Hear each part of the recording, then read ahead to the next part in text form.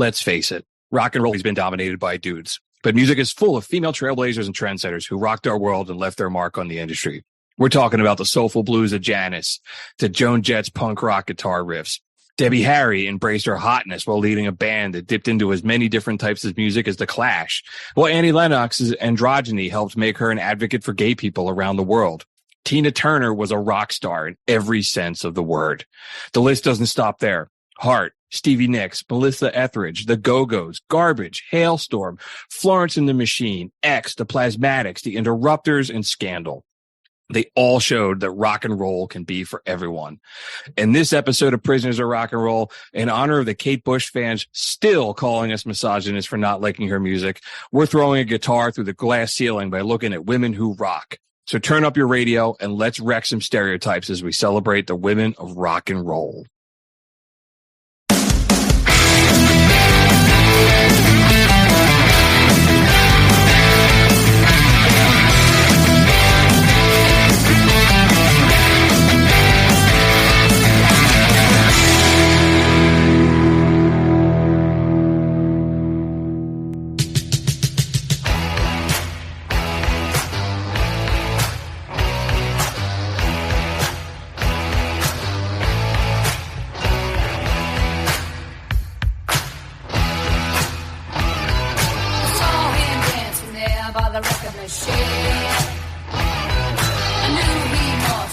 About 17, he was strong, playing my favorite song, and I could tell it would be long that he was with me, yeah, me, and I could tell it wouldn't be long that he was with me, yeah, me, singing, I love rock and roll, swing like time in the jukebox, baby, I love rock and roll, smoke time and dance with me. What's up, everyone? Welcome to Prisoners of Rock and Roll, episode number 66. I'm Bruce Kramer, and I'm all settled in and ready to talk about the women of rock and the women who rock with my co-host, the man, the myth, the legend, Mr. Ryan McCusker. Are you rockin'? I should have said the man, the myth, the legend, who is a year older, because you had a birthday a couple weeks ago, brother. Happy birthday. I did. Thank you, man. Another trip around the sun. Yeah, I texted you last week when it happened, but I wanted to say it again in front of all our listeners. Happy birthday, man. Thank you, man. You finally caught up to me for a couple months. Yes. I mean, getting older is not a big deal to me. I don't really care. Yeah, I don't either. Yeah, man. So Prisoners of Rock and Roll, sponsored by McCusker's Tavern and Boldfoot Socks at work. I guess, man, before we jump into it, just mention we've been away for a couple of weeks. We had some scheduling hiccups in the schedule. So summertime tends to be busy as hell. And we were getting ready to do the show on our normally schedule. Well, we took an extra week off, and then I said that we had to call an audible and skip another couple of days because my wife thought she was 18. You said, like, speaking about like getting old, my wife thought she was 18 and she tried jumping down out of the bed of my pickup truck and effed up her knee. So I drive a heavy duty Ram 2500. My wife is less than 5 feet tall. She jumped out of the back and she bruised a bone in her knee and was on crutches. So the night we were going to record, I was taking care of her and I had to run my son around. So, well, wish her speedy recovery. She's doing okay, man. We were just the last week we're both leaders in my son's Boy Scout troop, and we were at summer camp for the week. So she was on crutches the whole time, and I was like, man, she's got to be. You're trying to police a dozen teenage boys for a week in the woods, and you're on crutches. That's a rough paper route. But and she got to deal with me. Yeah, she always is, man. Hardcore, man. She's out there, man. If I was ever stuck on an island, desert island, I would hope she was with me. She does not mess around, which is a great segue into the topic today. So I know the last episode we talked about some plans we have for summer and talking about the band Suck, but you were like, dude, before we do that, let's do something on the women who rock. And you're real specific. You're like, not women of rock, women who rock. Yeah. I mean, we could sit there, women of rock, all day long. We talked about Janis before, and we talked about Mama Cass before, but this gives us a chance of women who rock, this I love gives us a chance to open up the door a little bit better. No, I love it, man. It's talking about the women who are have a little bit of attitude. And, in my house, like you said, my wife is a very strong-willed person. My daughter is the same way. Yes. My daughter likes, Yes. my daughter likes punk rock music and all kinds of other stuff. So she actually was the one giving me a lot of ideas for this playlist. She had a couple, women of music playlists, and she spent an hour talking music with me. So I seen all the things that are on the playlist. I was like, oh, I wouldn't even think of putting this on there. Right. She rattled off a couple that I didn't know either. And I think having the extra time in between episodes, I was listening to this playlist a lot, and I was getting really into it, man. I was doing shit around the backyard today, and I had it on while I was working. I was really digging it. I have the utmost respect for women musicians, but like women singers and everything, that's just not my thing. I'm hoping this episode, I think there's more artists on this list that you like than you think you do. Yeah, I'm way open for everything tonight. All right. So how about before we jump into it, we're not going to talk about Janice a lot, but we're just acknowledging that she is like the ultimate female. Yeah. I think she has one of the greatest voices in music history. Yeah, of course. The soul and like, oh my God. She was bluesy. She was soulful, bluesy. Any emotion that came out of you, she brought it out. I can still listen to her music, and when I hear it, I just sit back and go, damn. Yeah. Like just that emotion. So we're acknowledging that. And there's so many other artists that we're going to move on, because we have talked about Janice a lot, like between the Woodstock or the Monterey Pop Festival episode and a whole bunch of other stuff. So so go back and listen to that stuff. Yeah, go check it out. We don't want to reinvent the wheel here. So plus, as I said, there's like 50 artists that we have on here. So, all right. So let's dive in. So the first one that we had on like the outline that we put together was Blondie, another artist we've talked about a couple of times, because I love Blondie. I love Debbie Harry. Debbie Harry. She's like 70 something. She had a birthday last week. She's still good looking. Yeah, but what's not to love about Debbie? She was the first woman of punk rock, if not Patti Smith, her. Yeah. And I was trying to figure out, like, I don't want all this to be like, I don't want to say like I like these artists because they're hot, right? It's like right. It's not about that. But she was, like that was part of their image, that she was hot. But she also was like, she was hot, but she wasn't a whore.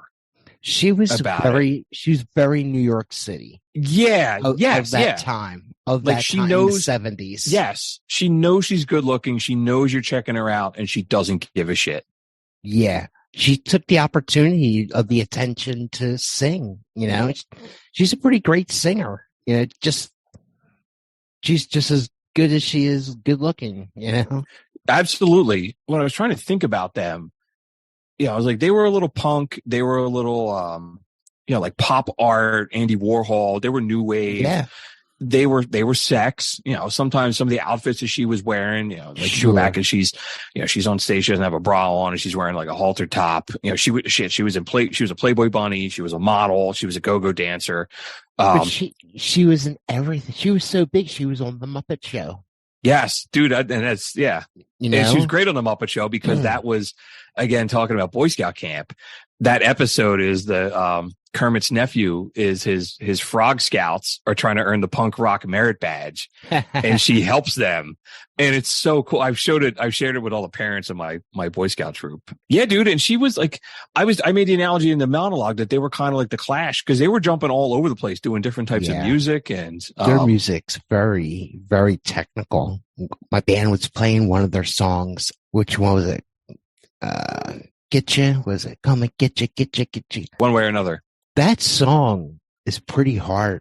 Is it? Like, it's very difficult on drums. There's a lot of different time signatures going on, but it took me forever to learn it. And I always took for granted that they were like a nothing band, and it was just hard. But no, the band is killer. Like, they've really been paying attention to like the whole band of Blondie and what they bring to the table. It's just not her. I listen to them a lot. And because they get lumped in with punk, and you're like, well, they're really not punk rock, right? Because they're not the Sex Pistols. Some of their songs were, and they came up in that CBGB era, but I they think were the thing so with- diverse. I think with CBGB's was being diverse. You know, like you had the Ramones, but you also had the Talking Heads. You know, two different things. You know, Shit, people blow us up around Kate Bush and how she opened the door to musicians. I mean, Debbie Harry paved the way for so many women in music so too. much. She like ran with the flag. You know, like burning her bra on the way. You know, Sure. Just really, yeah. Well, you know what, dude? We haven't even played a song from her yet, but here you go. Here's one way. Well, we've got One Way or Another on here. Here's a little bit of Knock that. it out, right on. Get you one way or another. I'm gonna see ya. I wanna meet you one day. Maybe next week. I'm gonna meet ya. I'll meet ya. I will drive past your house. And if the lights are all down, I'll see you around. One way. Dude, I love it. Their God, they're so good, man. They're such a great band. their last album came out in 2017, Pollinator. It's really good. Oh, okay. It's worth checking out. But I'm also said I'm a big fan of them. So shit, I had oh my God, I had some of their stuff on like 45 when I was a kid. Oh, wow. Like the Tide is High. I used to love that song that was like my favorite song when I was like in elementary school. I don't even know why. I loved it, and I had it on my little shitty record player in my house. But her rapping will always be in my head. Like she's like one of the first, not the first kind of rapper at all, by no means, but she kind of opened the door for like regular people to be like, oh, what's this that's going on? I never heard such a thing. absolutely, as a white woman bringing hip hop, some of that stuff, sure. And I mean, and they dabbled in like disco and Everything. they were Everything. the Talking Heads that's a great analogy to compare them to, just kind of like edgy but artful in a way,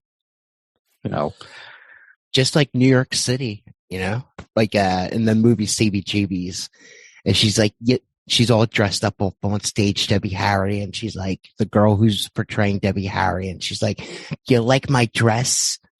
Even the trash in New York City is beautiful. I know how much you like that era of New York City too. Oh yeah, I just hear the saxophone in the background, and the taxi driver, De Niro, like driving around saving hookers. So the subway going by overhead. So just like this, just summer in the city. Absolutely. Yeah. They're great. Go listen to more Blondie, man. All right. Just keep moving on. The next one is Joan Jett. Dude, my first bullet point on here, I just wrote Joan Jett is fucking awesome. Yes. I just saw Joan Jett in concert. Yes, you did, with Bryan Adams, right? Yeah, it was great. How was he? He was awesome. I seen him back in the 90s. He was great then. He was great now. His band was awesome. But Joan Jett opened up and she just ripped it apart. I've seen her a couple times this year, and she always brings it, man. A couple of my notes I put on here, I said, she is a musician that I want my daughter to listen to, because she's got girl that power, man. Right. She's, take no shit. No, little punk. She writes great friggin' songs, dude. I went down the rabbit hole and was listening to like just as I was listening to the playlist, I just put her on and was just listening to a lot of her catalog, and she just so many great songs, dude. Yeah, I love Joan. I love the Runaways. Lita Ford, we talk about all the time. Yeah. She's another great rocker. But Joan Jett, she was a superstar in the 80s. She blew up. Like she was like one of the faces on MTV all the time. Her Rock and Roll Hall of Fame essay. Well, a lot of these artists were doing the research. I go and I read their what the blurb was about their rock hall. And then there's always like a longer essay. And it said she was the ideal female rock star, between the tight leather pants, the black hair. She wore a lot of makeup. And on top of all that, she could really friggin' play the guitar too. Oh yeah. She's no bullshit. Yeah. Absolutely not. Yeah. I've seen her a couple times as well, and I've always come away impressed. Like she's on point. She kicks ass. And it's just great. Yeah. Yeah. Remember she acted a little bit. She did that movie Light of Day. Did you ever see that movie? I did not. I know the song. Yeah, it's a Bruce Springsteen song. Yeah. They made this movie called Light of Day.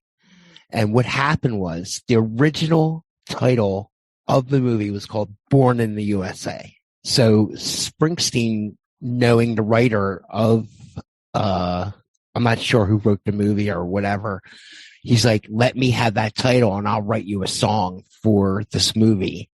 And he wrote Light of Day for them. And he took Born in the USA and took it to a whole other level, you know? Oh, yeah. In the movie Light of Day, she performs it with Michael J. Fox. Yes. It's a great song. When I saw her open up for Motley Crue, she played Light of Day. Yeah. Yeah, I saw that. I was at that show too. That's a great tune. And she's done that with Springsteen before. But yeah, dude, let's play that. Here you go. I'll play her solo version of it. Yes.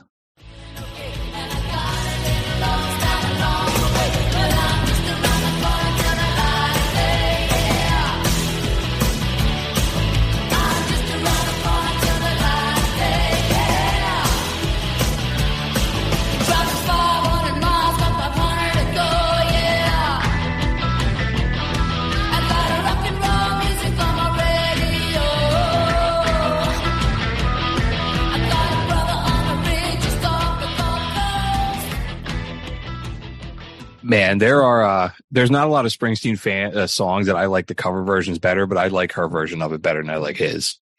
I mean, he does a great version of it. Remember he did that album Plugged? Yes. It was like a joke off of Unplugged, and it was like Plugged. Yep. He did a great version of it on there. Yeah. He plays that live every once in a while, and then he does a great thing in that song. He like goes through all the cities, and I don't know how he does it. I love that song. The movie Light of Day is really good.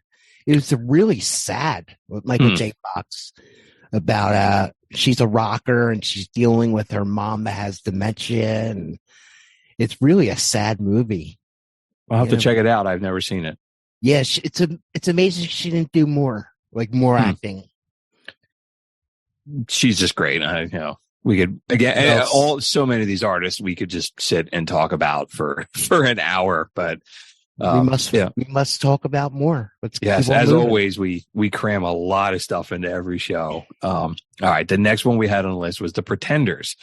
I was never a really big fan of the Pretenders, but then I really enjoyed hearing her story when we did the episode on the Sex Pistols. Yeah, Chrissie Hynde is rock and roll, man.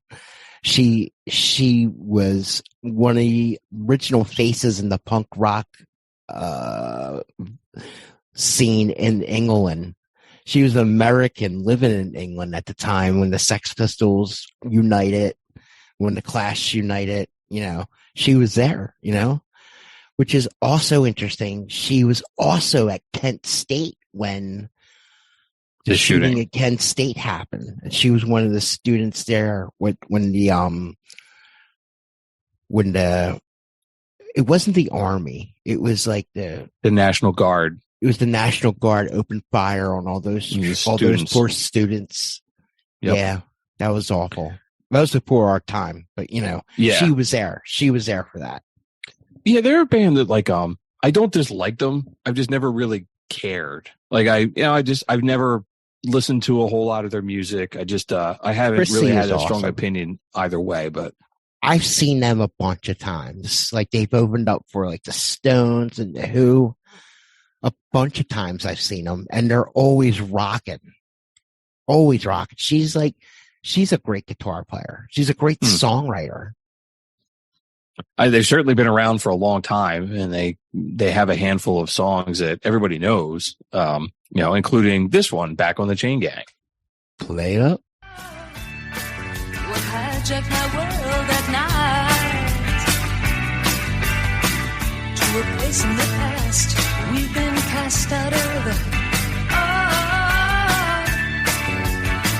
Now we're back in the fight, back on the train.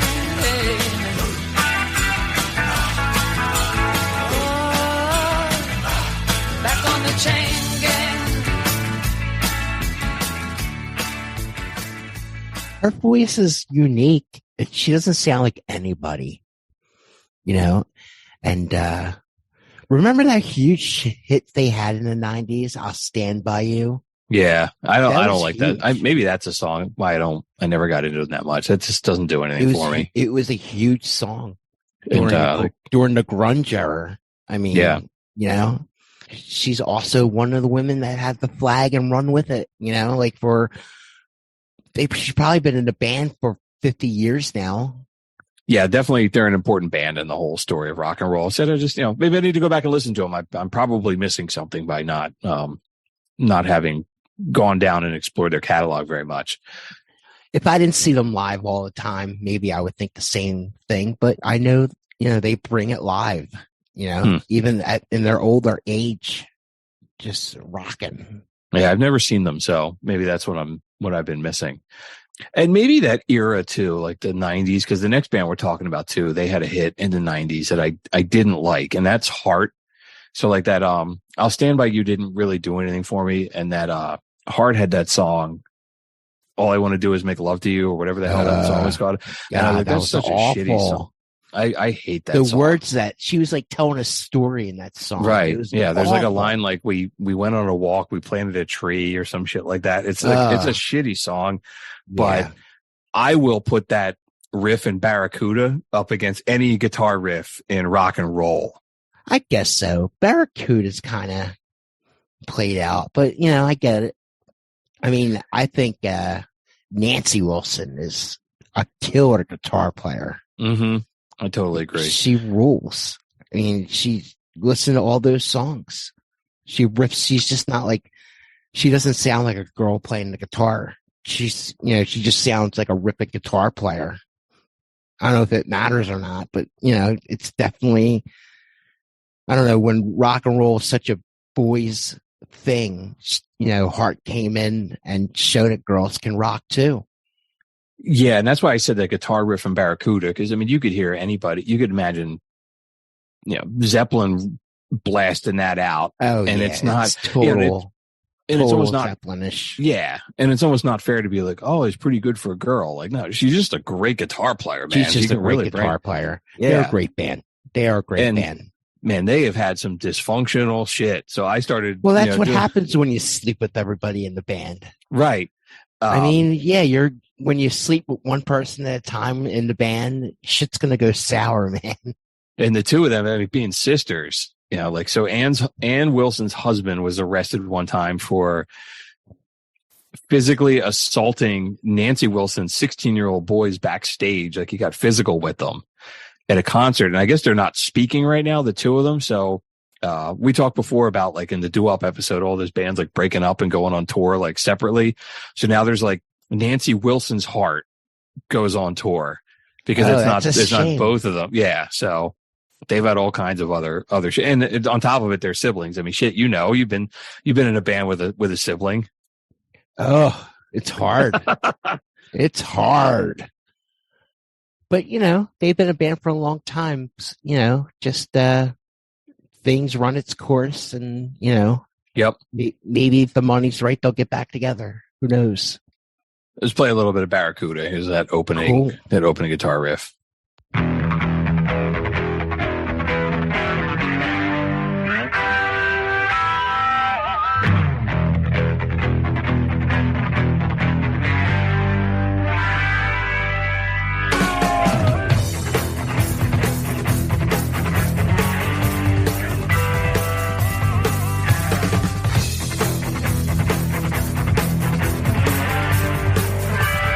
So this ain't the end. I saw you again today. And it's a very, like, I don't know, it's like a Brian May kind of riff a little bit Yeah. from Queen. It's the time error, of error time when everything sound like that. It sounds very Zeppelinish. Yeah. It's very like Um, plotting. There's a little bit of a note bending in there going on. And yeah, it's cool. and listening to it on headphones is listen to which Wilson is the singer. Nancy plays the guitar, And Ann Wilson is the singer. She has a great voice, sexy. You know. Yeah. Yep. Totally agree. All right. Moving on. Who we got next on here? Melissa Etheridge. Love her. Yeah, she was, when you mentioned her on this, I'm like, yeah, she needs to go in this like top tier of people that we're talking about. Yeah, like she like had her moment in the 90s. She kind of like drifted away, but to talk about her, she was definitely a heavy hitter in the 90s when the women's rights was coming. Not the women's rights, but you know, the women were getting more noticed in rock and roll. You know, you had in the 90s, you know, she was probably a big part, Lil Fair kind of thing. And, you know, she was gay and she came out of the closet, and a lot of her songs were, you know, meaningful in a lot of different things. Yep. Yeah. For all you Kate Bush fuckers out there, like I went to Lil Fair in the 90s, so I don't want to hear it from you guys. Well, we won't hold that against you. Right. I'm taking shit from both sides, from the Kate Bush fans and then the people that are like, you went to Lil Fair? Yeah, dude, she's great. She's got a little bit of Janis in her too, like she's got the real raspy voice. Janis. She's got a little bit of Bon Jovi in her. She's got a little bit of like stadium rock. She's got a little bit of everything what rock and roll is true about. Yeah, she does like the singer songwriter thing. And you're right, man. I didn't even think of that before, that the 90s were a very big decade for women in rock and roll. Oh, sure. And, you know, we're not going to talk about Sarah McLachlan, but she put together all that Lil Fair, like women in music. And it was just, it was cool. There's a ton of artists that were on that tour that we're not going to talk about just because we just don't have the time, but they were still important in that arc. But what do we have for Melissa Etheridge on music? Yeah, what do we put on here? You put Like the Way I Do. That's a great song. Oh, she rips it up in this song, bro. Yeah. Do you know she's married to Lou Diamond Phillips's ex-wife? Yeah, that's right. She left him and became she became a lesbian, and I think she married Melissa Etheridge. And Melissa Etheridge went through like a bad, she had cancer and she was really ill for a while and all kinds of other. Yeah, I think she's doing better now, but she went through a whole, there's like, you can see the photos of her with the, she's wearing a skull cap because she was going through radiation treatment. She was quite ill for a while, but no way. But anyway, here's Like the Way I Do. Love it. Yeah, this is a great tune. Scratching and crawling along the floor to touch you, and just when it feels right, so you found someone to hold you. Does she like I do, baby? Tell me, does she love you like the way I love you? Does she stimulate you, attract and captivate you? Great song.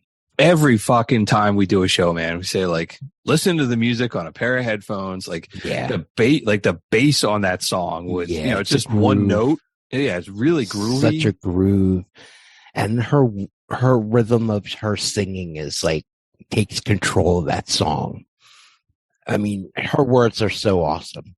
Like she's, the way she's like phrasing things, you think she's talking to a guy, but actually she's talking to another girl about a girl.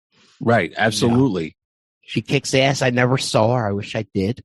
Doesn't she have a baby with a woman, and the father is David Crosby? David Crosby, yeah. Shitbag of the week. Yes. Oh, wait, hang on. Let me get to it. Shitbag of the week. Dun, dun, dun.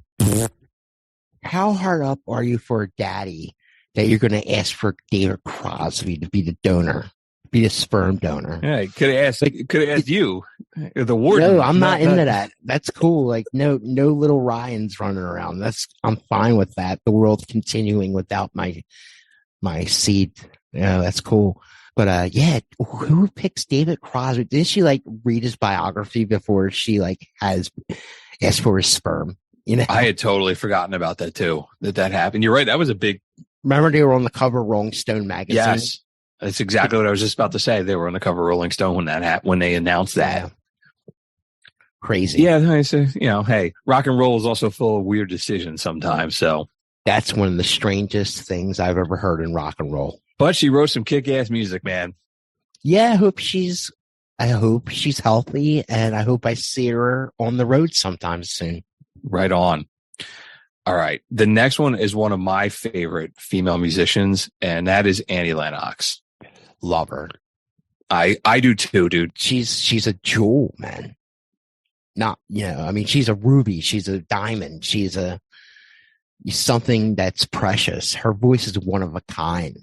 The Eurythmics are so weird. Like their sound was haunting. Yep. VH1 called her the greatest white soul singer alive. And I was like, perfect. And I said in the monologue, it was like, she's very David Bowie, like doesn't, oh yeah. Dresses, she very androgynous. She really became like a hero or like an icon for gay rights because she was so like straddling that line of gender the way Bowie did. Totally. Like in the video Sweet Dreams, she had short hair. She was wearing a suit. Yep. You really didn't. She was like asexual. Yes. Like maybe like that was like what she was like saying. This is what the future is going to be like. That we're turning into that. Yep. Yeah, I'm a huge, her voice, man, just, I love it. And, I like her stuff with the Eurythmics, the couple soul albums she came out with, like Diva and then, Medusa. They're both just fucking great albums. I always like the Christmas song she did with that Scrooge movie. Yes. Yep. With, Al Green. Yeah. Yes. Yeah, dude. That's we played that a couple times on the show. That is fantastic. Yeah. That song gets me a little teary-eyed at the end of that movie every Christmas time. Yeah, that movie's great. She also writes like movie scores. So like the third Lord of the Rings movie, Return of the King, she wrote the score for that. Really? Yeah. One of my favorite movies of all time. Oh, really? Oh, I love the Lord of the Rings, The Hobbit. I'm a big geek. Yeah, really cool. Just how talented she is. And there was something about too, like somebody was asking her, some interview I was reading, they were saying like, are you gay? You lesbian? And she was like, I'm a musician. Like, fuck off. Like, she's like, I won't even answer those questions. Right. She's like, it's not about that. And if she's gay bigger people, than all that shit. Yeah. And she's like, if gay people want to look at me as an icon, cool. Straight people want to look at the cool. I'm making great music for people. And if somebody is in a bad place emotionally and my music can help them, then I am here for you. And I was like, right on, dude. It was really cool. Yeah. I mean, you can't just give credit to her for the Eurythmics. You have to give it up to the other guy, David Stewart. Yeah. What a fabulous musician he is. I was really glad to see them get in the Rock and Roll Hall of Fame. They really deserve it. And, I know she's also, she's getting into for her solo work, but just, really cool. Yeah. Do you want to hear your rhythm? What you got on here? You got your Eurythmics. You got Here Comes the Rain Again. And I put Walking on Broken Glass by her solo. I want to put we'll play the Eurythmics songs. And we're just talking about it's a little Dave weird, Stewart. Man. Yeah. It's a little, yeah. I want to talk like lovers do. Want to dive into your ocean. Is it raining with you? So baby, talk to me like lovers do. Walk with me like lovers do. Talk to me like lovers do. Wow, what a great experience listening to that through the headset. There's so much going on there. I mean, it's a Holy shit. it's a really 80s sounding song with all the synth and the everything else. But yeah, Wow, there's a lot going on in that song. And it's brilliant. And she sings so like mysteriously.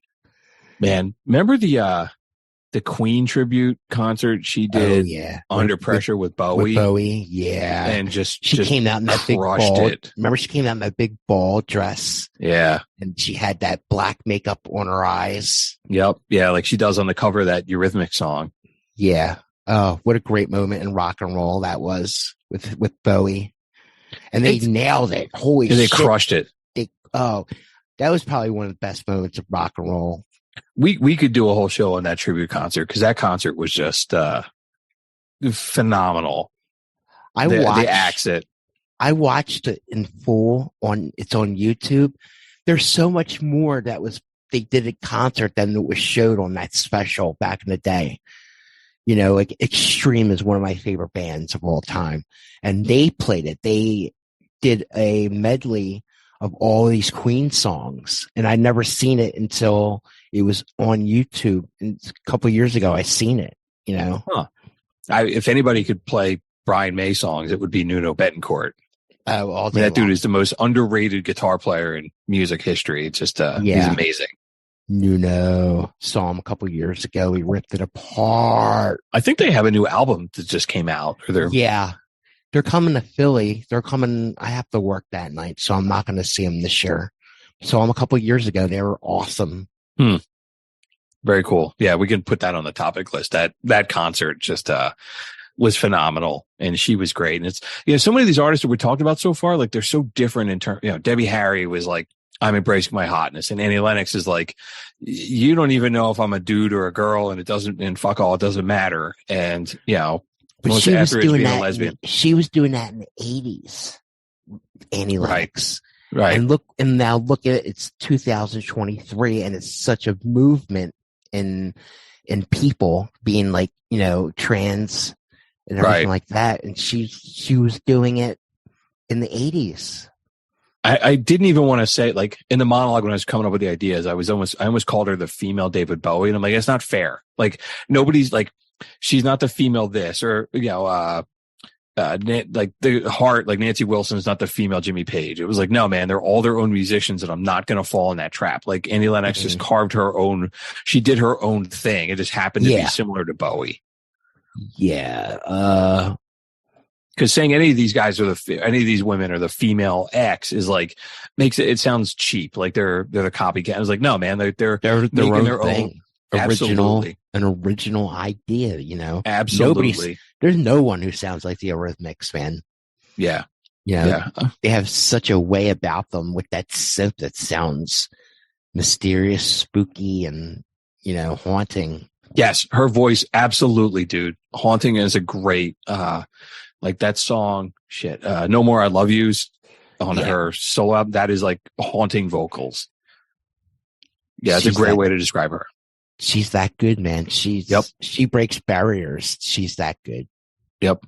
I'm a huge fan. I said we could go on for a while, but we got, again, like you said, we got a million artists to talk about. And the next one is Tina Turner. And I think talking about in our last episode about her dying, kind of kicked us in the ass to say this is what we should do, because totally that's what gave me the idea. I mean, besides all the Kate Bush fans saying we're like male chauvinist pigs, right? And it was like, all right, well, we'll do a women's show to show that we're not.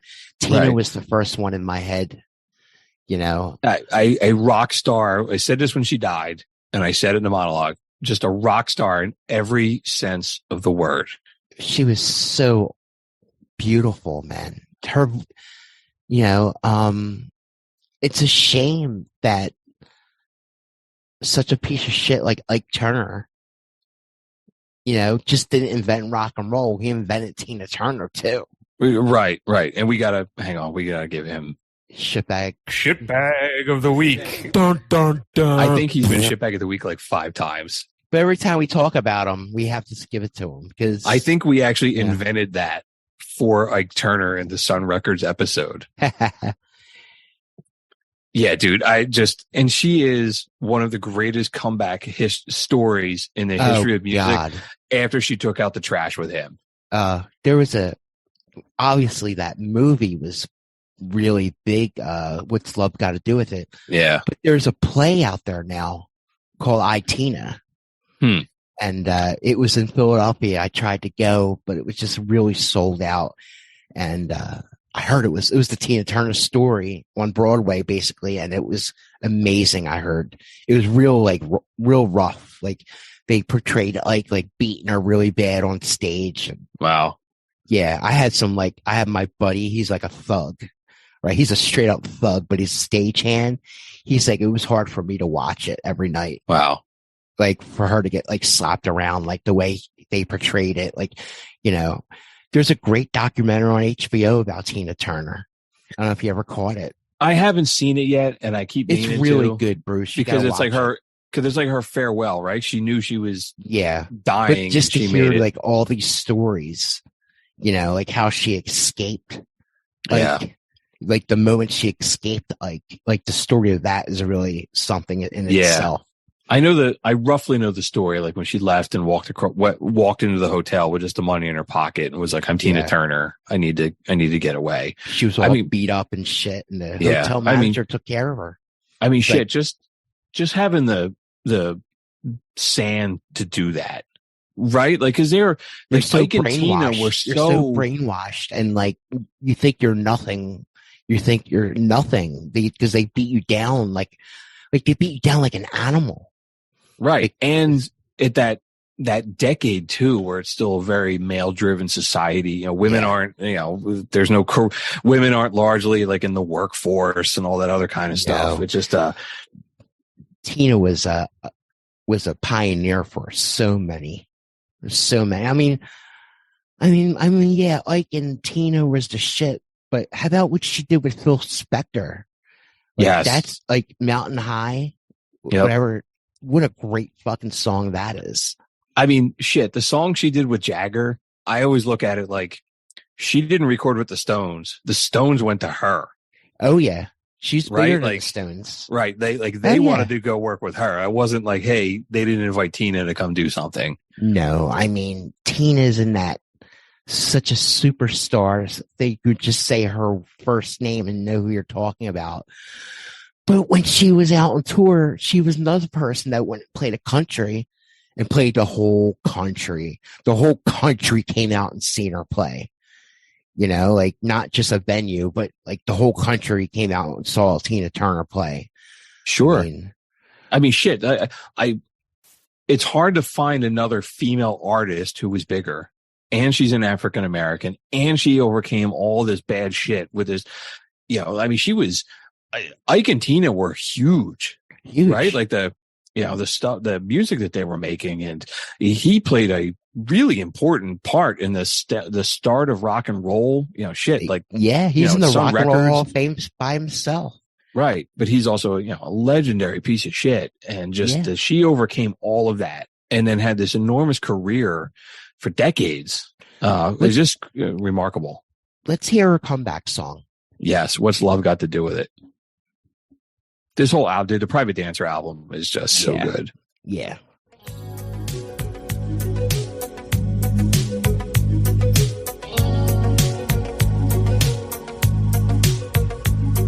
You must understand the touch of your hand makes my pulse react.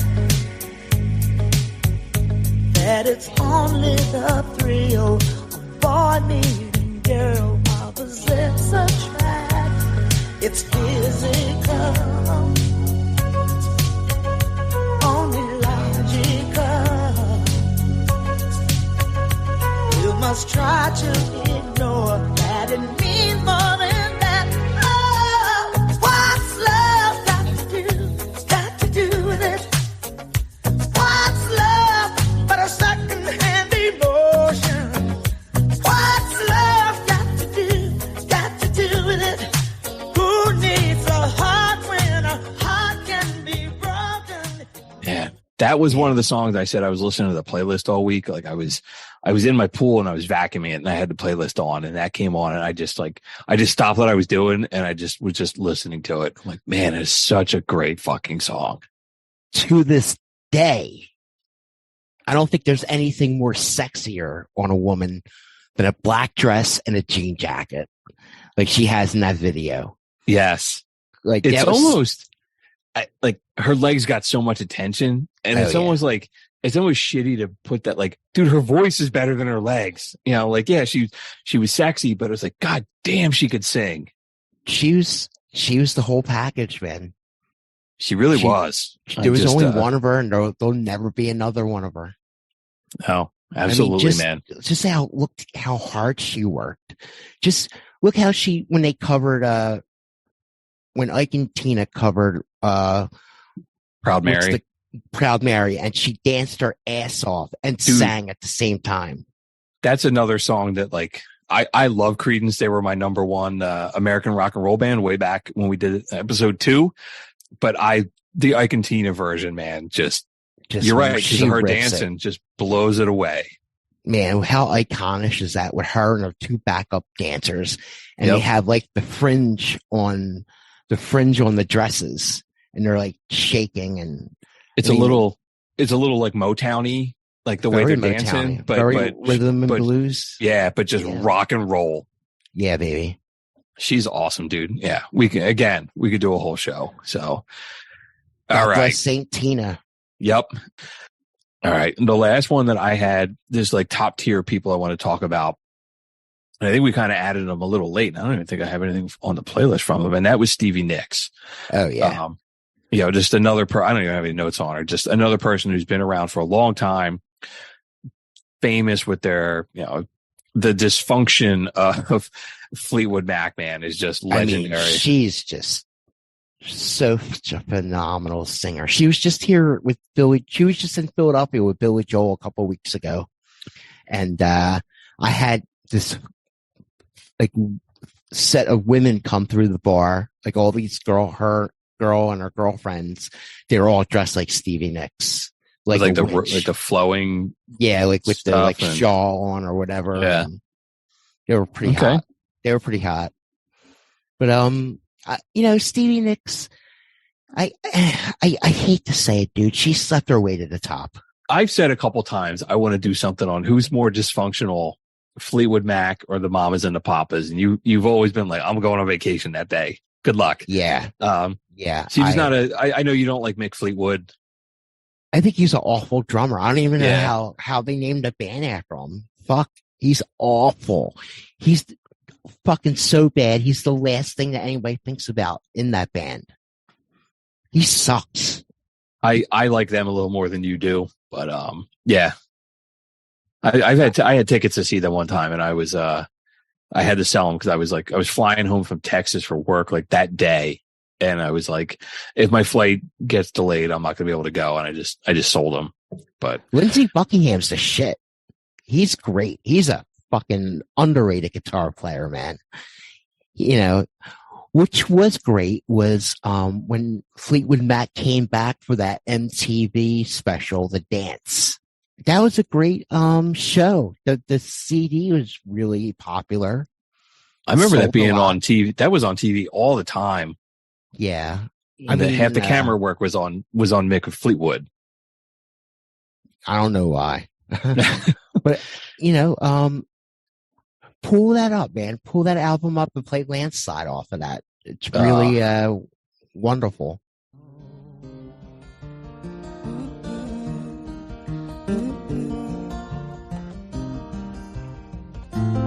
Well, I've been afraid of changing, 'cause I built my life around you. But time makes you bolder, children get older, I'm getting older too. No bullshit, dude. That's a great fucking song.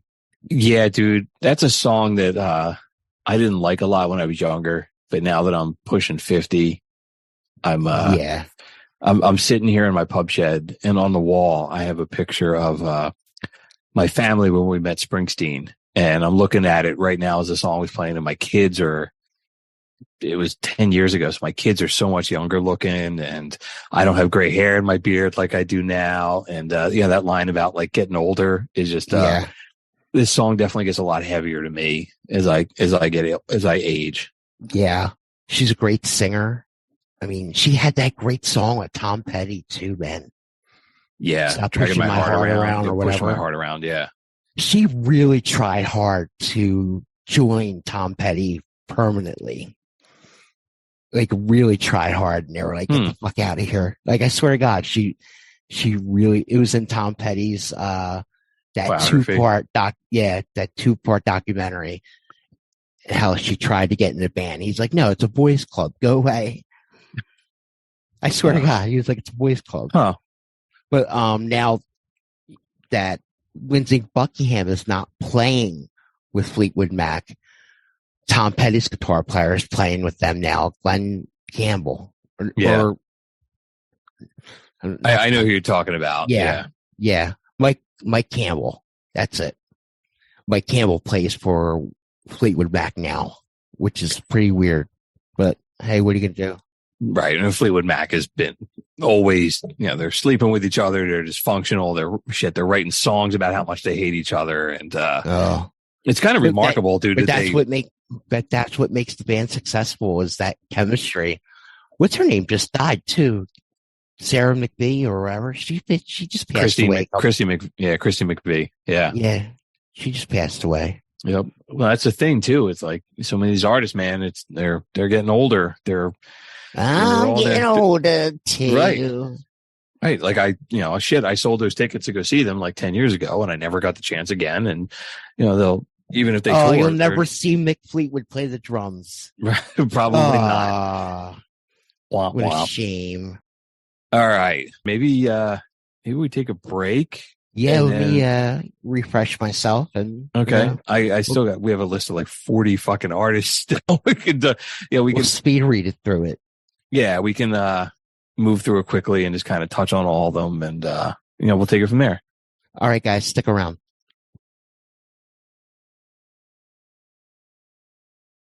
Prisoners of Rock and Roll is sponsored by McCusker's Tavern at 17th and Shunk Streets in Philadelphia. There's something for everyone on the beer list and the jukebox at McCusker's. It's minutes from the sports stadiums in Philly, making it a great place to stop by for a few drinks before or after a concert or a game. Come see for yourself why everyone from Philadelphia Magazine to Playboy has called it one of the best dive bars in the city. Visit them at 17th and Shunk Streets in Philadelphia or on Facebook. That's McCusker's Tavern.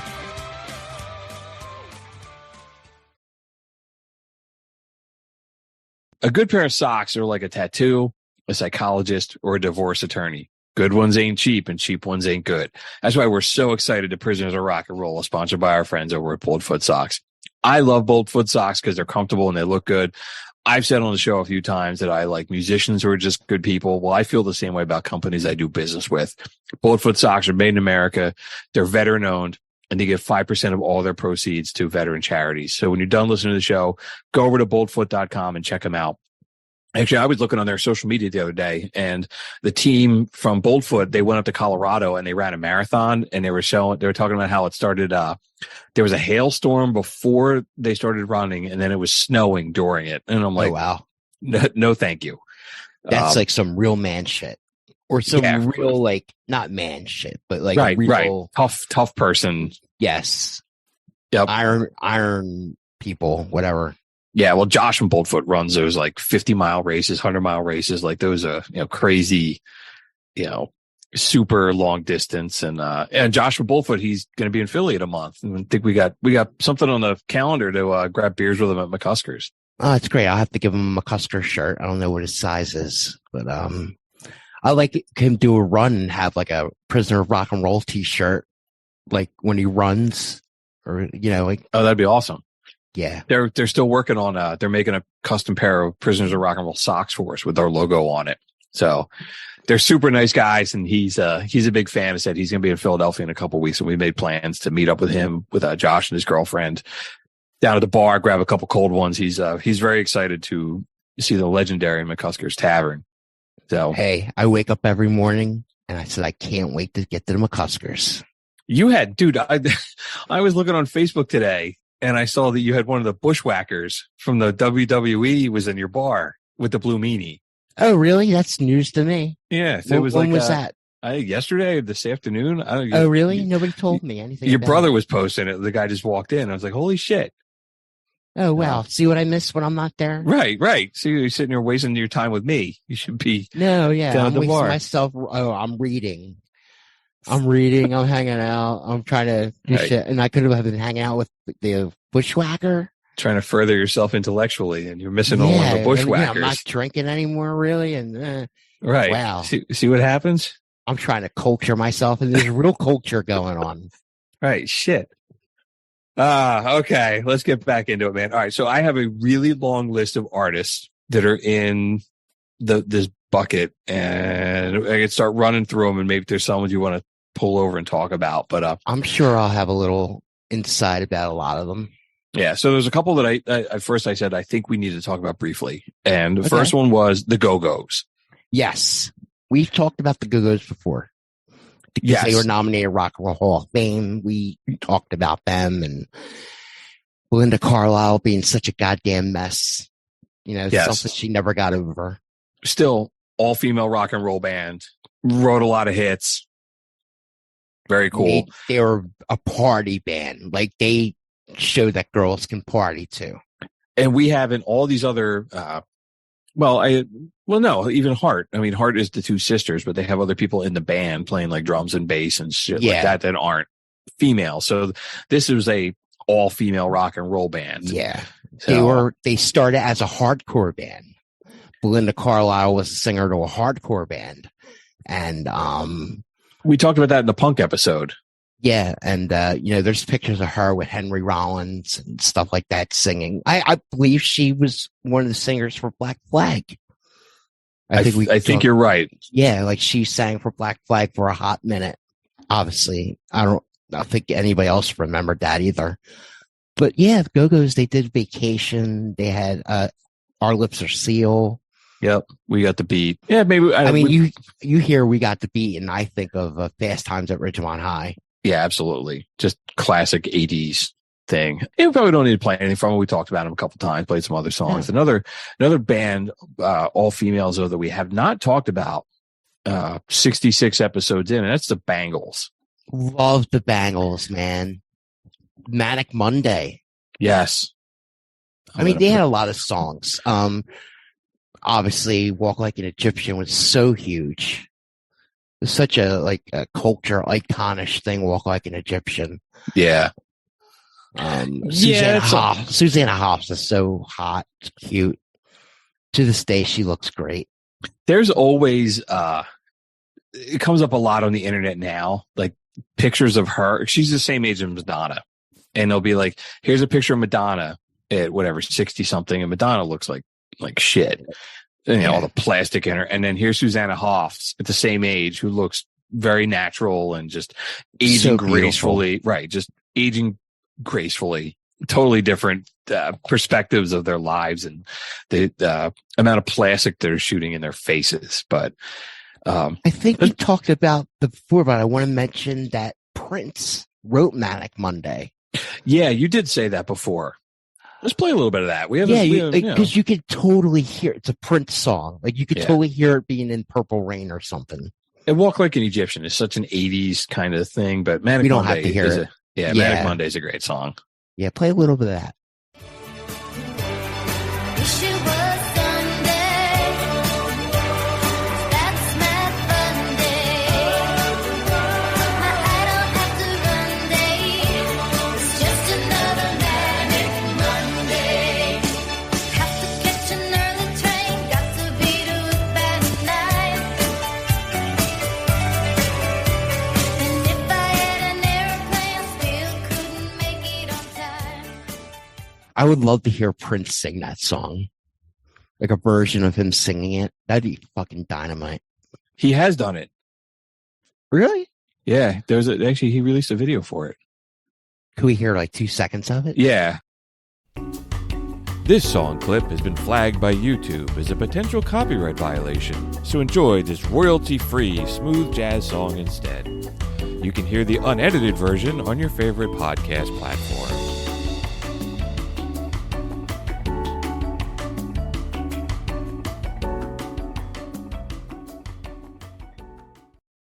Love it. Love it. Love it. Love it. So there's an album, a Prince album out called Originals that is all the songs that he wrote for other artists. Oh yeah. And, but it's him recording them, like they're all demos and shit like that. Really? Is nothing Yeah. compared to you on there? I don't know. This is the first. It's in the. I'm gonna have to look it up. Prince made an album, like all the songs that I'm gonna look it up when we get done. Because he wrote so many fucking great songs for other people. Jungle Love, Manic Monday, Dear Michelangelo. Yeah, Nothing Compares to You. Huh. Okay. All right, cool. I'm gonna listen to it. Yeah, look at that, man. I learned something. Word up. Sweet. All right. What else I got in here? The band Scandal, Patti Smythe. They're cool. I don't know anything about them. This is new. Here, you know the song. Hang on. This is Goodbye to You.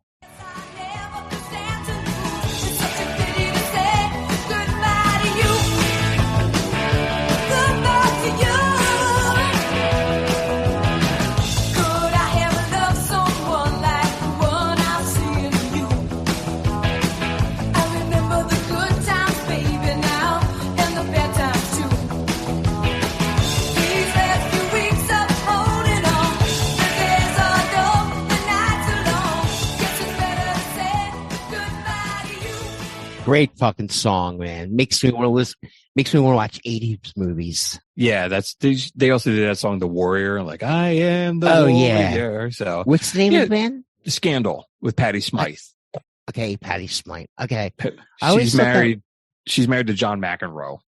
that- somebody had to do it. Right, not that it matters, but John's the man, though. he is. He's a big music guy. Yeah, He does some guest hosts on Sirius every once in a while. yeah. I love John McEnroe. He's the man. All right. What else on here? Other band, the Plasmatics. We talked about Wendy Williams in the punk episode. Yeah, And I thought it was worth just mentioning them.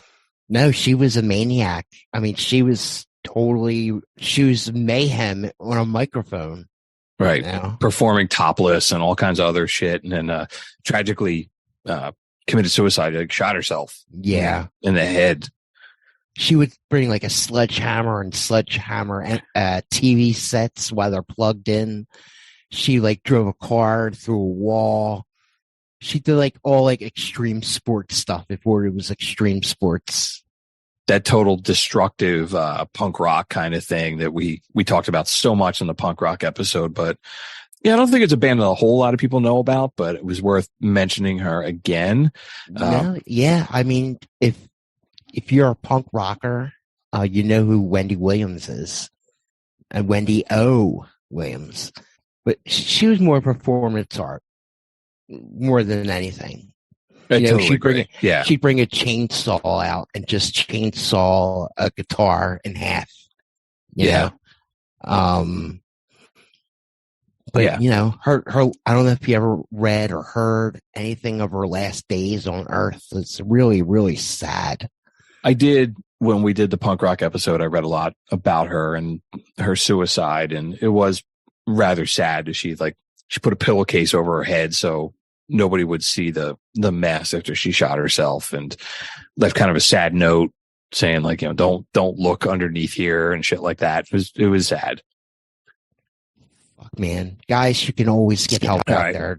There's always help. There's always someone you can turn to talk to. Absolutely. All right. I'm not going to play any of her music because we played it a couple times, and there's so many other things to cover here. I put the Pointer Sisters on here. Yeah. Jump, baby. All right. Jump. And I'm so excited. Yeah. I'm so excited, man. You know what I think of when I hear I'm so excited? What? It was when, what was that TV show? Saved by the Bell? That's it. When Kelly's singing all that shit and she's like, I'm so excited.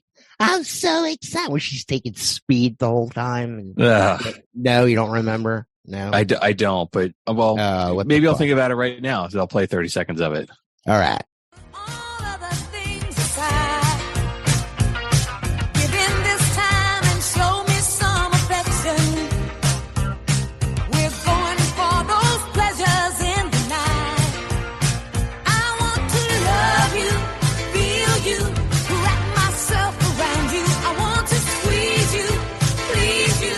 I just can't get enough. And if you move real slow, I'll let it go.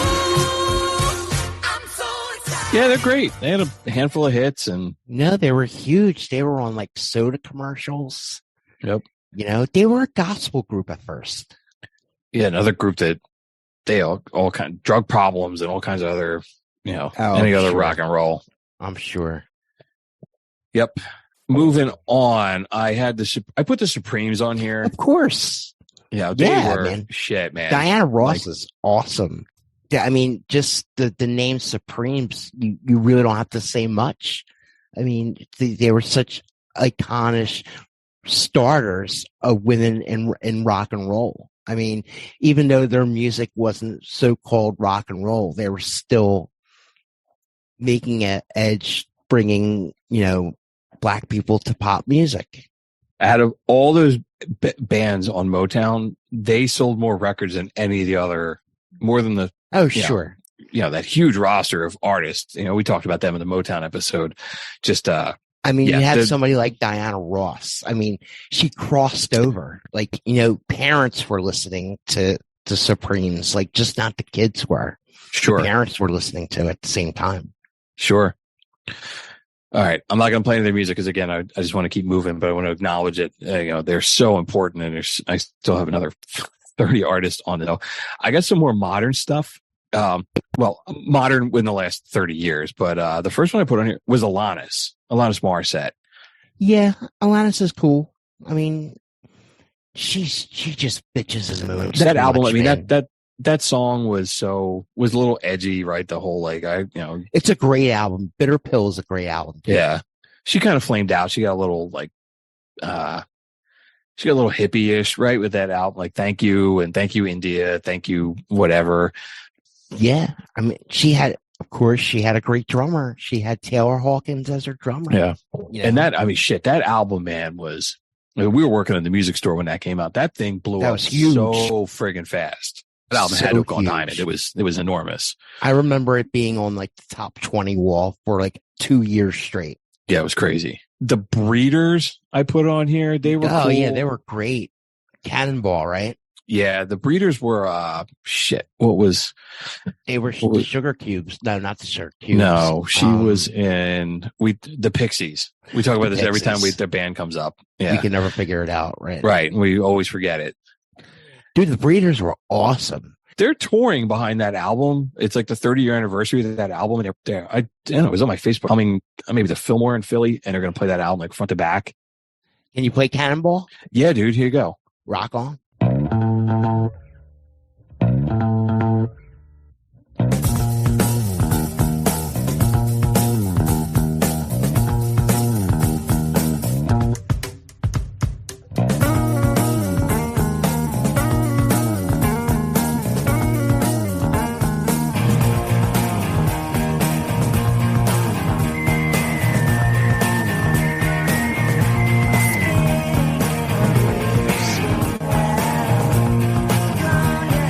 Crash on the last flat. That song is so grungy.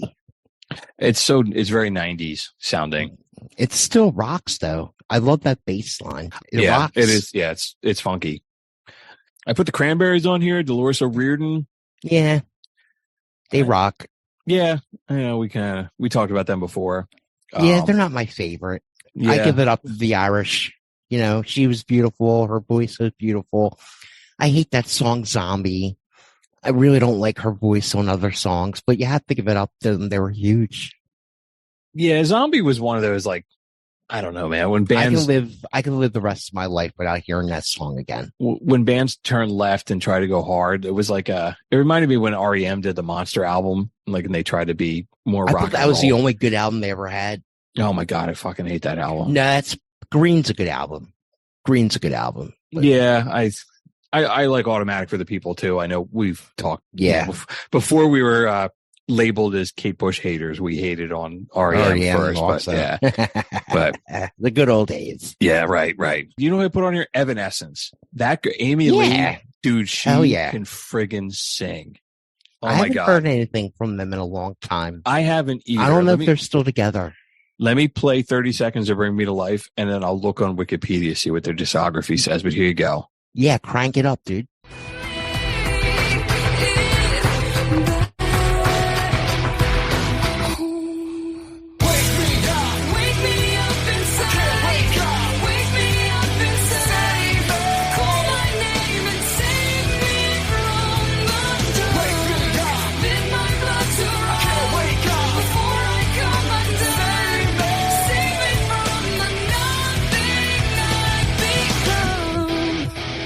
Yeah, she's really something.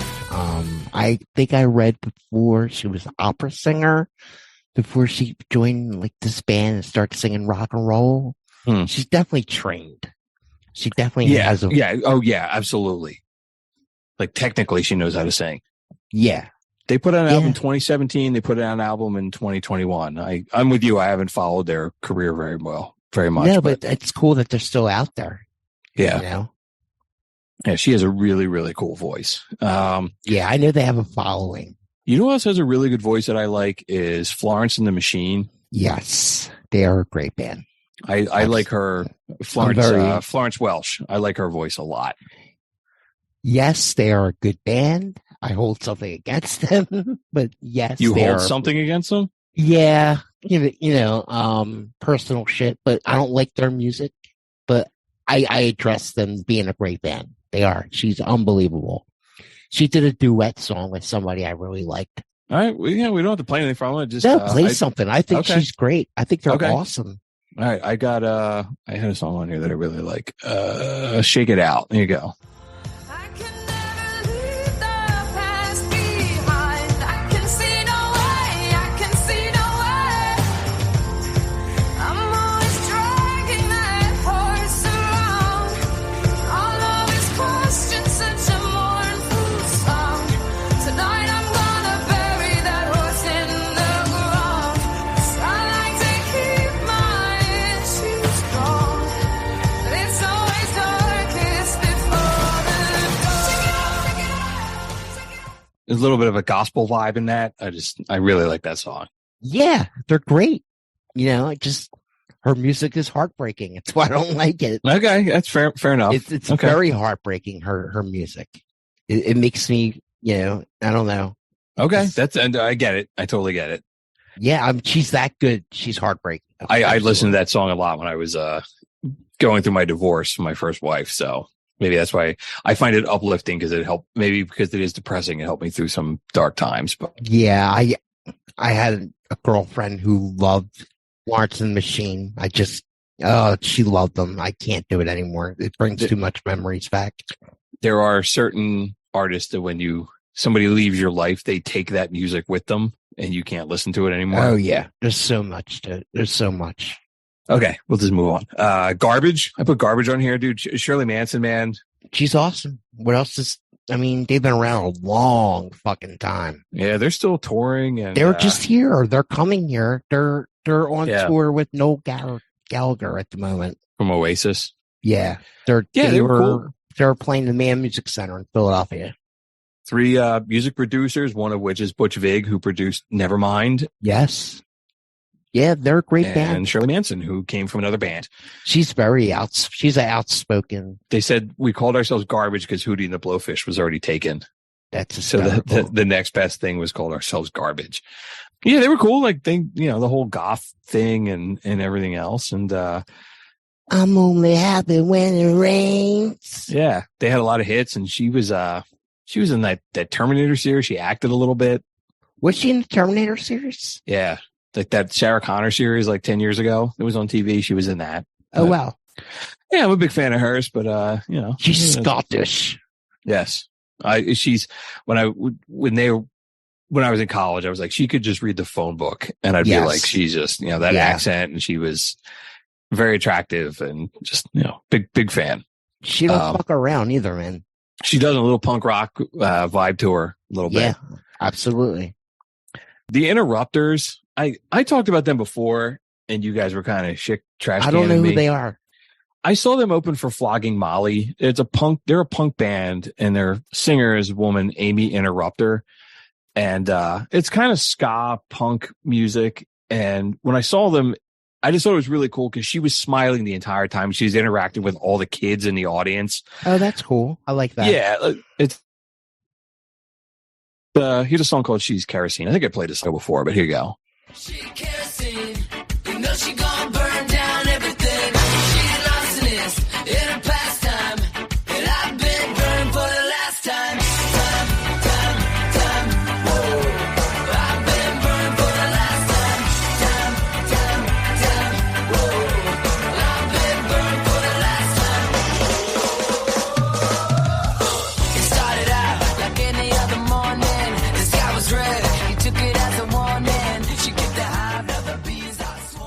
Very, very ska kind of sounding. Very ska. Yeah. It's a girl. I like them. That's a Yeah, girl it's a- singer. Yeah, it's a girl singer. Wow, sounds like a dude. Yeah. I had no idea who they were. And I said I saw them open for Flogging Molly. And I was like, oh, it's pretty cool. And I- They sound fun. Were they fun? yes, fun is a great way to describe it. So the other guys in the band were running around like dancing and jumping and just having a good time, just rock and roll. Can't go wrong with that, bro. Not at all. I had two bands on here that I think are probably wrong for me to like put them together, like Flyleaf and Paramore. I'll be the judge of that. Who are they? Flyleaf. Flyleaf. Here, let me play. All right, so you're having the same reaction I am. Like I just like two bands that are kind of modern and have the same. That both have female singers. Here's Flyleaf. This is a song called "I'm So Sick."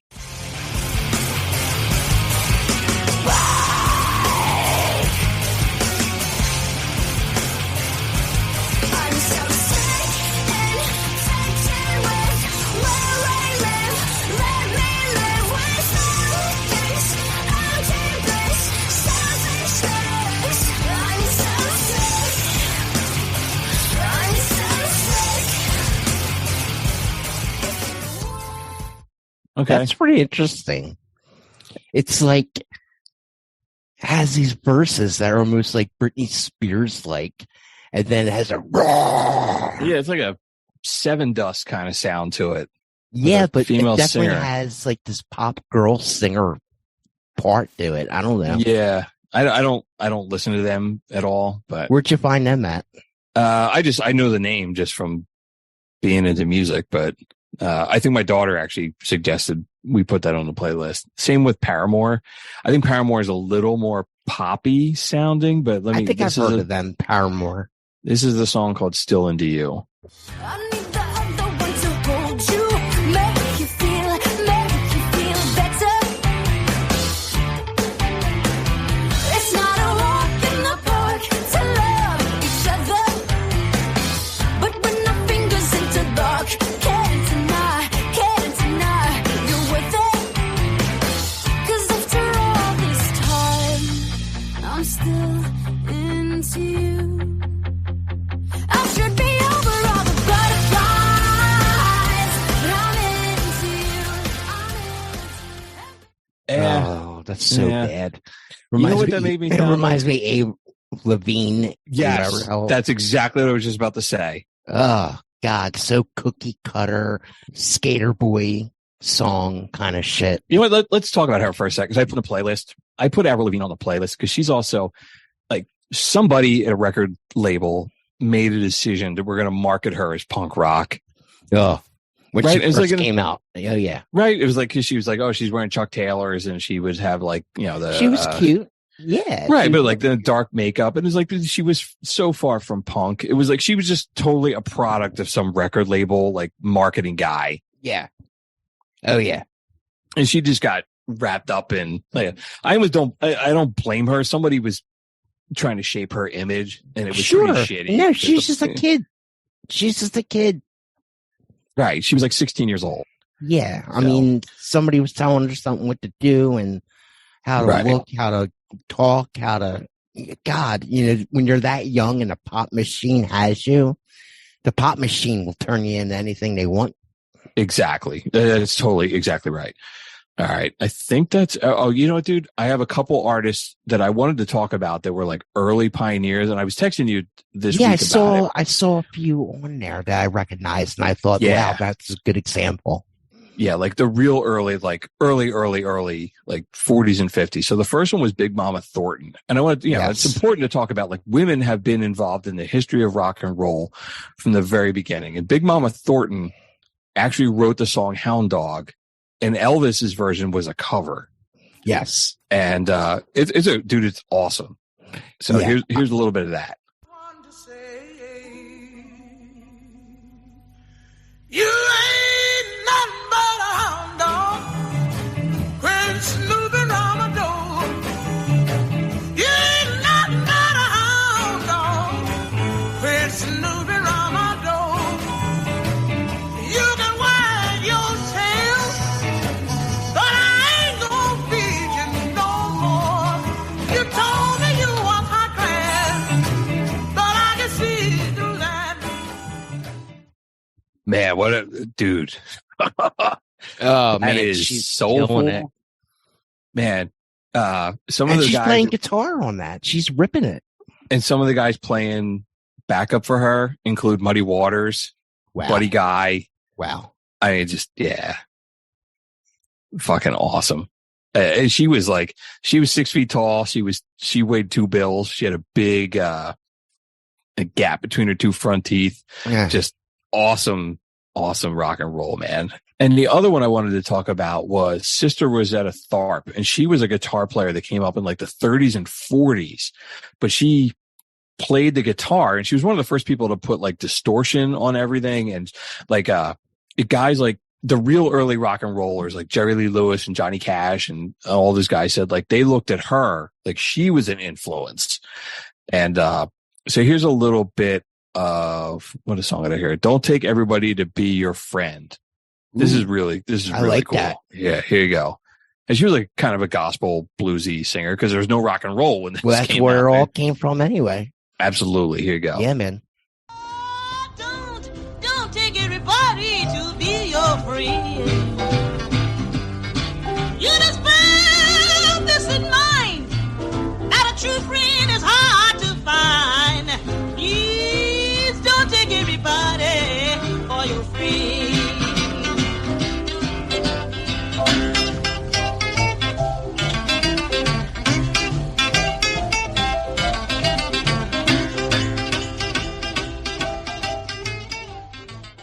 That's her playing the guitar.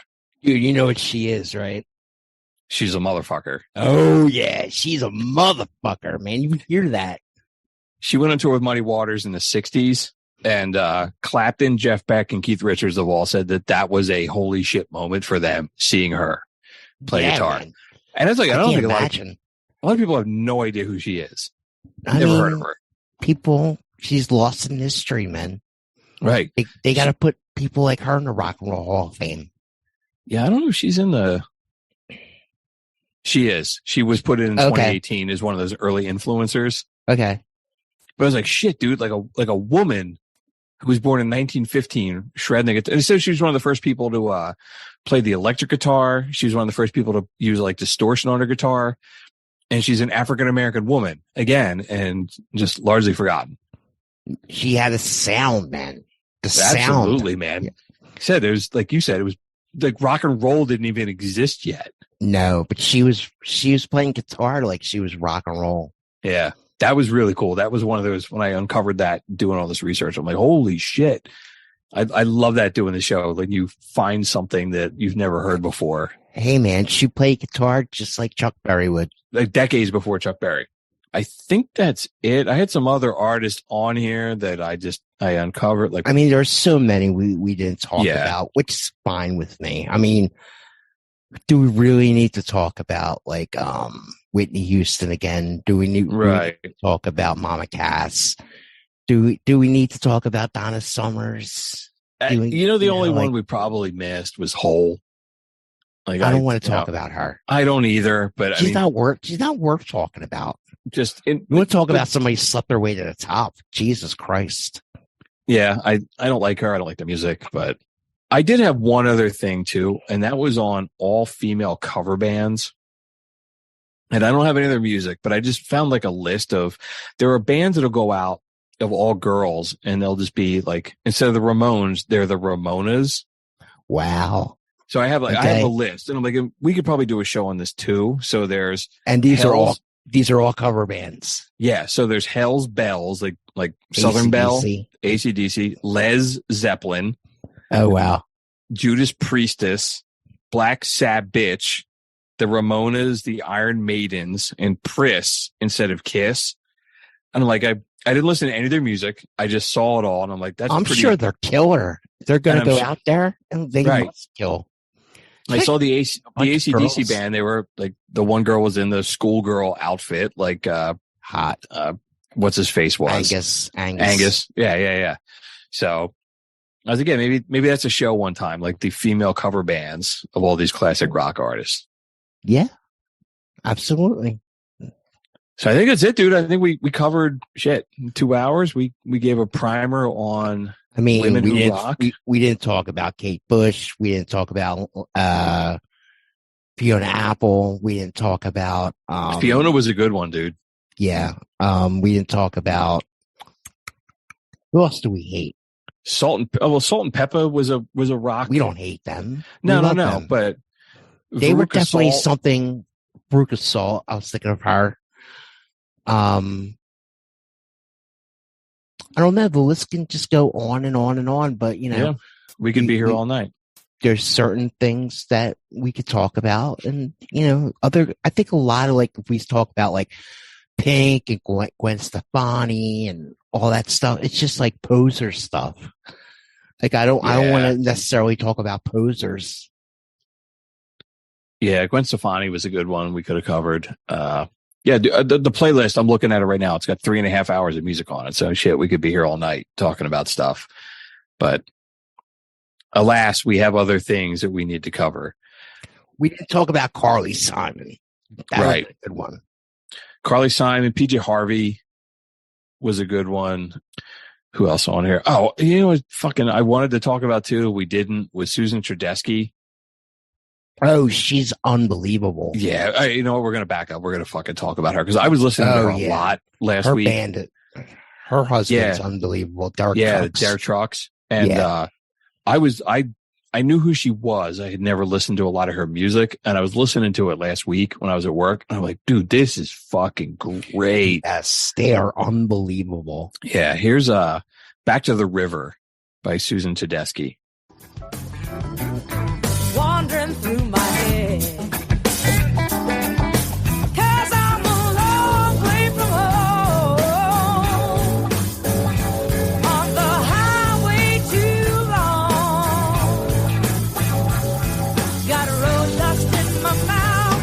I need to head down south and get back to the river. Back to the river. That is some fucking killer shit, bro. That is funky. That is bluesy. That's got some gospel in it. She can friggin' sing. She can play guitar. She reminds me of never mind, Bruce. I'm sorry. Okay, that's all right. I had a vibe like I thought it was like very Black Oh, Crowes. Joan Osborne. Jonah. Yes. Her voice Very sounds Joan very- Osborne. Yes. I thought that too. Yeah, we could have talked about her. Yeah, we didn't could've- talk about Joan Osborne. There's, you know, women rock too, man. All good, man. Said there's a whole bunch of groups we didn't talk about, but I mean, you know, shit. Cyndi Lauper. We obviously talked about her before, and man, there's so many. yep. So take that, Kate Bush fans. Yeah. So, all right, let's move on to the other half of the show. Gotta do it. Yep. Second thoughts. All right. We got an email from a guy named Darren Highland. He said, "Dear prisoners of rock and roll, I just listened to your episode on the history of jazz and I absolutely loved it. I admit I didn't know much about jazz, so I learned a lot.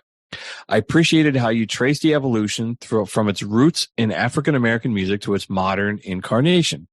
You did a great job of highlighting some of the most important musicians. It's really cool that you guys are called the prisoners of rock and roll, but are willing to talk about other types of music. It makes your podcast more interesting and informative than a lot of the others that are out there. Keep up the good work. Yours in music, Darren." Thank you, Darren.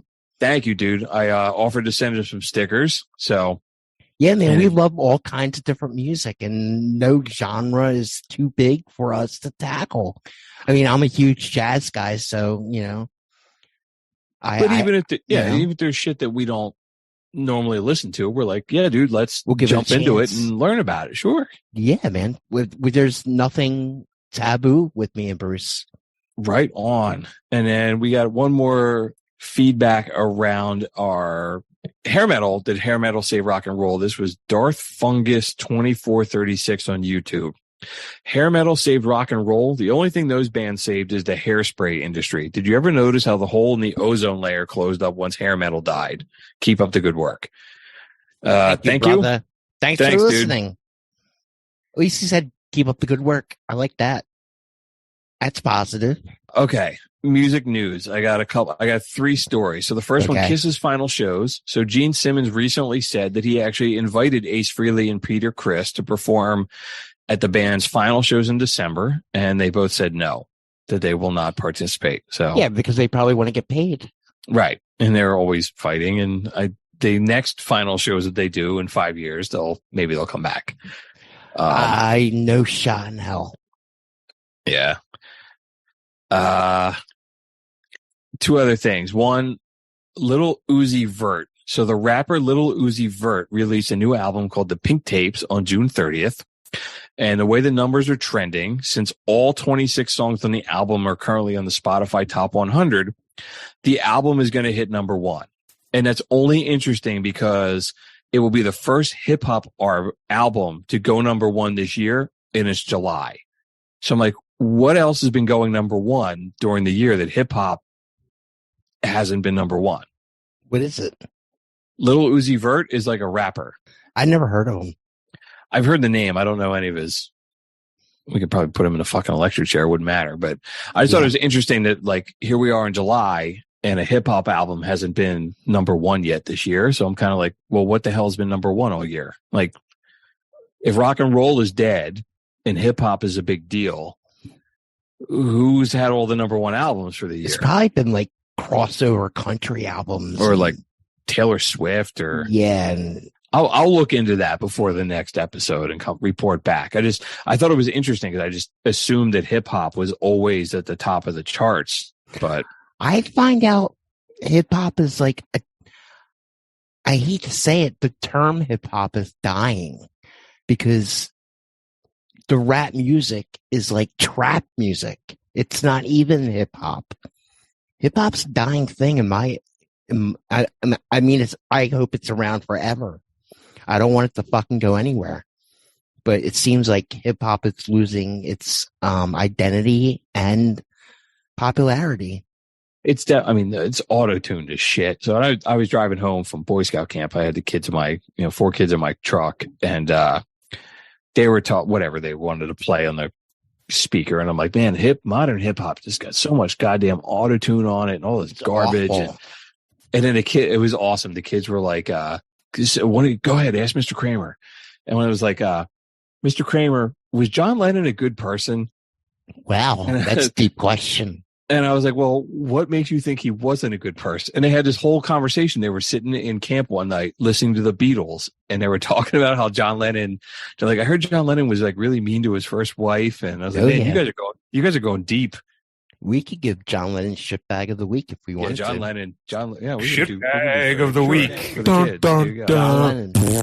But I'm trying to explain to these like 13 and 14 year olds that like, yeah, John Lennon wasn't a really nice dude to his wife and was abusive and had a drug addiction problem. But I was like, I thought it was awesome that they were asking me like, hey, we're talking about the Beatles. What do you think of John Lennon? But anyway, like, what do you think of him as a person? Like, not even about music. It was like, right. Musically, he was a genius. Personally, he was not a nice dude. he was a jerk.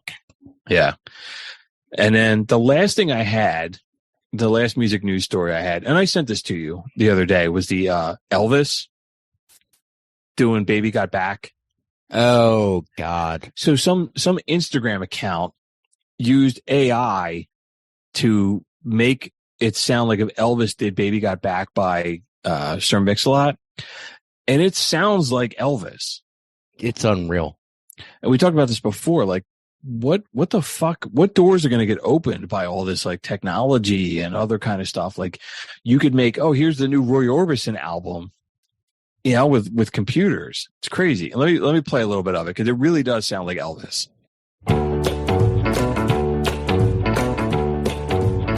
Oh, one I paid blood and I cannot lie. You are the brothers I can't deny. That when a girl walks in with an itty bitty waist and a round penny in your face, you get sprung. You get sprung. Oh, you get sprung. Deep in the jeans she's wearing, I looked and I can't stop staring. Baby got back. My anaconda don't want none unless she got back the buzz. I can't even laugh at that. That's the dumbest fucking shit. I know. I can't even laugh at that. It's so fucking stupid, but it does sound like Elvis. It's a shame. I don't even know what the fuck they're doing, but It's like in 20 years, where are you going to draw the line? Right. It's like, but just not with music. They're going to do it with movies too. Like I read that Bruce Willis put out a license on his face, so AI can use his face and make movies, like in the future. right. Well, like those, I'm probably going to get up tomorrow morning and go see the Indiana Jones movie. And like, and he's been all like, de-aged, like digitally. Yeah. Like, Yeah, what's to say you can't make 5 more of those movies with him? I'm all about it. I love Indiana Jones, babe. I do. Well, I love the first 3. The fourth one sucked, and I'm on the Keep on fence of the bringing fifth it. I don't care. I love it. I was Harrison saying Ford's the greatest actor ever. I was saying it to my wife, I'm like, I'm the dope. I will keep going to see Indiana Me Jones too. movies. But I will be sitting right next to you. I don't care. But it's like, yeah, with all that technology, it's like the when there was that hologram thing a couple years ago, it was like Buddy Holly, Sure. Roy Orbison together. Tupac. Like now it's right, Tupac, and like where does it end? It's the future.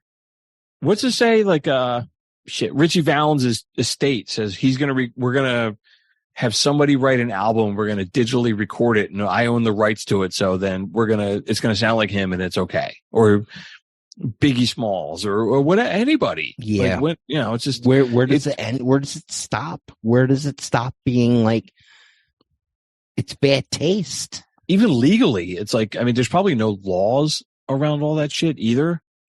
Right? There's I'm no sure. the copyright sure. laws are probably still way behind the times, and yeah, it's gonna be really interesting the next couple of years what happens with music and all that shit. But I'm Yeah. tired of everybody making jokes out of music, man.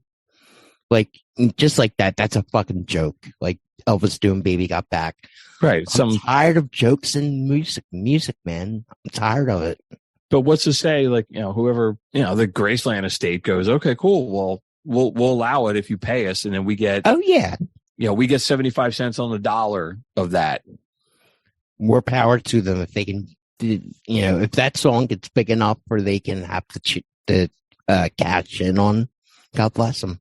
Or all those artists that have been selling the rights to their music, like, could you sell the right? Could Springsteen sell the rights to his voice and his image, and or Sure. if those guys, Roy Orbison or any of those artists that have been dead for a long, like Buddy Holly, like, okay, Yeah. cool, here's a new Buddy Holly album. Like, what the fuck? Yeah, I don't like it. I don't either. Again, we could do a whole show on that, like just Rip off music. the music industry just going batshit. But we've been talking for 2.5 hours, and we can't be here forever. So, all right, the electric chair. So the electric chair is a segment we do every episode where we kill a song for being terrible. And you, sir, had a really good one. I did. I was Today. just watching the latest Vacation movie that they Mhm. like a reboot, Oh, and they make a big deal out of that Seal song, "Kissed by a Rose." That song is so fucking bad, dude. It's oh god. was this Have you was a seen Batman, right? It was Batman Forever. That was a great soundtrack. Yeah, U2 was on it. Method Man. Yeah. This song, I It like was Seal. huge. I like that first album was great. Crazy Oh, was Crazy cool. is a great song. This song, man, is so fuck, man. This is what's that other song I can't stand? I Believe I Can Fly by R. Kelly. Yeah. Like the shitty 90s. Oh. But I never understood who likes this song. Who made this a hit? The people actually sit down and like, I like this song enough to know the words to it all.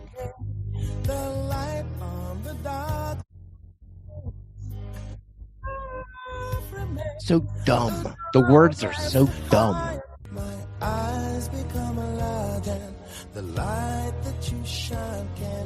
It was actually so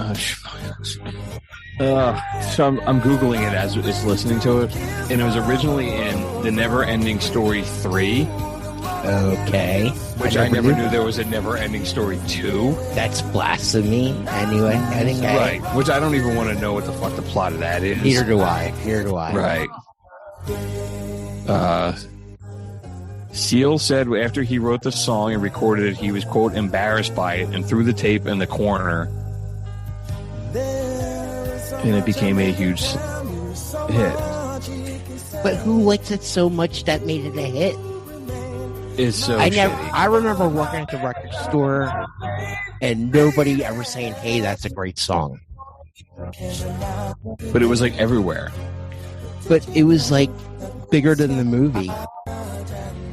The song was bigger than the movie. Yeah, and that movie wasn't very good. The soundtrack was largely great, but Yeah. all right, I like all the Batman movies. I don't know.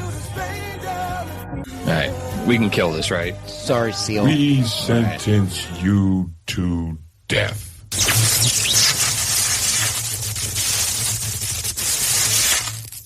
We just clubbed Seal. With a bat. That was a good pick. That's a really bad song. Like who made that song a hit? Who likes that song that much they requested it on the radio? The people that said that Avril Lavigne is going to be a punk artist. I did ask my 15-year-old, since every song we pick, he tends to like. I did ask him, I was like, do you have a song for the electric chair? We will kill something. And he's like, I'm still thinking about it. I have a list. All right. So that'll do it for episode 66. Thanks so much for joining us as we talked about the women who rock. You know, we only play 30-second clips on the show because lawyers, but if you want to hear the full versions of these songs, we got you covered. We put together an episode playlist for each show. There's a link to it in the show notes. Go check it out. Support all these artists. There is so much great music, and there's so many things that we did not get to that is on that playlist. I said earlier, there's like 3.5 hours of music on that playlist. We didn't even talk about a lot of them either. There was a ton of artists that I was ready to talk about that we just don't have the time. Yeah. And while you're down in the show notes, you can find links to our website, our email address, our social media pages, and a map to McCusker's Tavern in Philadelphia in case you're ever in town, you want to stop by. Said there's going to be one night that Ryan and I are going to be hanging out with the guys from Boldfoot Sox. They're going to be in town. I just mentioned that the Blue Meanie and one of the Bushwhackers from WWE were sitting in there having a beer the other day. So you never know who's going to drop by. Maybe the Warden will be there. Shit. Who knows? If The you're Warden only so giving lucky. autographs. He's always Right. ready to give autographs out. It is. You got to get there early because the Warden gets mobbed when he walks in.